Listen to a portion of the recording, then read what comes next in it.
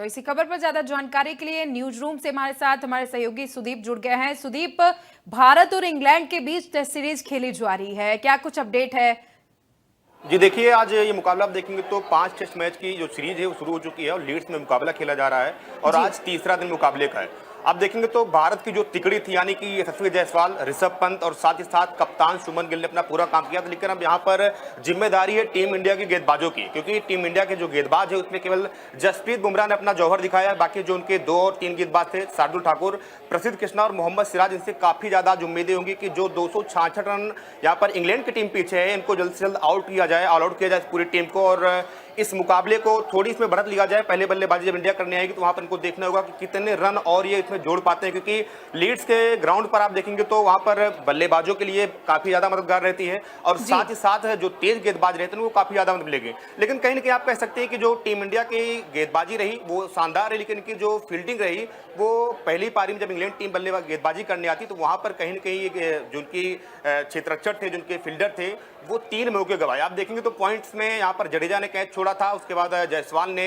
Second slip में catch छोड़ा था। तो कहीं कि अगर ये जो 3 कैच छोड़े गए, अगर इसको यहाँ पर टीम इंडिया के जो गेंदबाज थे अगर पकड़ लेते तो शायद आज का जो मुकाबला होता ना कहीं किस जगह पर और पहुंच जाता। लेकिन फिर आप ध्यान देखेंगे तो जिस तरीके से जो रूट और जय कॉर्ली का विकेट झटकाया टीम इंडिया के तेज गेंदबाज जसप्रीत बुमराह ने, उसके बाद बेंडकेट को आउट किया 66 रनों पर, तो कहीं न कहीं बुमराह ने अपना काम कर दिया है। फिर आप देखेंगे तो टीम इंडिया के लिए सबसे बड़ा सिरदर्द यही है कि जिस तरीके से ओली पॉप अपना शतक पूरा करके बल्लेबाजी कर रहे हैं और उनके साथ ही साथ आप देखेंगे तो हैरी ब्रूक जो कि शानदार बल्लेबाजी है, इंग्लैंड के लिए बल्लेबाजी करते हैं और टेस्ट मैच में आप अंदाजा इस बात से लगा सकते हैं लगभग उनका स्ट्राइक रेट 86-87 का है, जहां वनडे में अमूमन आप देखेंगे तो इतना अच्छा स्ट्राइक रेट किसी का रहता नहीं है। और यहां पर अगर जल्दी है यानी कि पहले सीजन में अगर यहां पर बुमराह, प्रसिद्ध कृष्णा, शार्दुल ठाकुर के साथ साथ मोहम्मद सिराज अच्छी गेंदबाजी करते हैं तो कहीं न कहीं टीम इंडिया के लिए बहुत फायदेमंद होगा। क्योंकि आप देखेंगे तो यहां पर जडेजा ने 9 ओवर में मात्र 25 रन दिए, हालांकि उन्होंने कुछ कंजूसी जरूर की रन के मामले में, लेकिन उनको विकेट उनके हाथ भी नहीं लगे।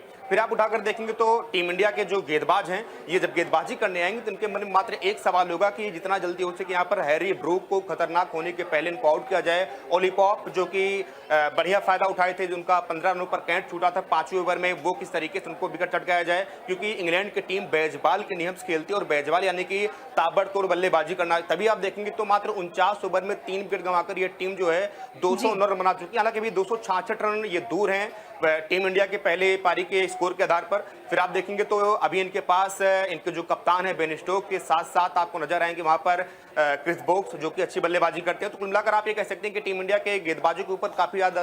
यहाँ पर दारोमदार रहेगा कि वो किस तरीके से गेंदबाजी करते हैं और जो बाकी विकेट हैं उसको किस तरीके से यहाँ पर झटकाते हैं। सुदीप, जिस तरीके से देखा जा रहा है कि जो सारा दारोमदार है वो बुमराह और जडेजा के ऊपर जताया जा रहा है, कहा जा रहा है कि इस सीरीज को जितवाने का जिम्मा उन्हीं का है। जी बिल्कुल आप कह सकते हैं, क्योंकि इंग्लैंड में टीम इंडिया 2007 के बाद कोई भी सीरीज नहीं जीती है और 2007 उनका लास्ट था जब वहां पर वो सीरीज जीते थे। उसके बाद 18 साल का ये सूखा खत्म करना चाहिए टीम इंडिया, क्योंकि जो स्टार्टिंग आप थी, स्टार्ट में आप कह रहे थे कि आपके पास विराट कोहली नहीं है, आपके पास अश्विनी नहीं है, आपके पास रोहित शर्मा नहीं है, तो ये टीम यहाँ पर सीखने गई है। लेकिन मेरा जो मानना है टीम यहाँ पर सीखने नहीं बल्कि सिखाने गई है, क्योंकि जायसवाल 101 रन बनाते हैं और ऋषभ पंत 134 रन बनाते हैं, साथ ही साथ कप्तान शुभमन गिल 147 रनों की पारी खेलते अपने डेब्यू में, यानी कि डेब्यू इन द सेंस आप कहेंगे कि जब वो अपनी कप्तानी पहली बार टेस्ट मैच में कर रहे थे तो टीम इंडिया ने अपना भरपूर वहां पर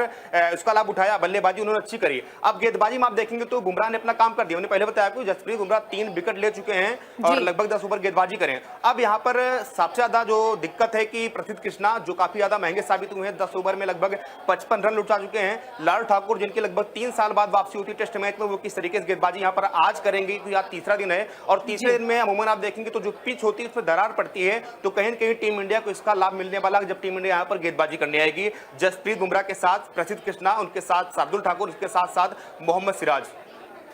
सुदीप, जिस तरीके से कहा जाता है कि जो टेस्ट सीरीज खेली जाती है वो कई दिनों तक होता है उसका मैच, और जो पिच होती है वो काफ़ी पुरानी होती जैसे रहती है तो उसमें दरार पड़ती है और जो गेंदबाज हो उनको काफ़ी इससे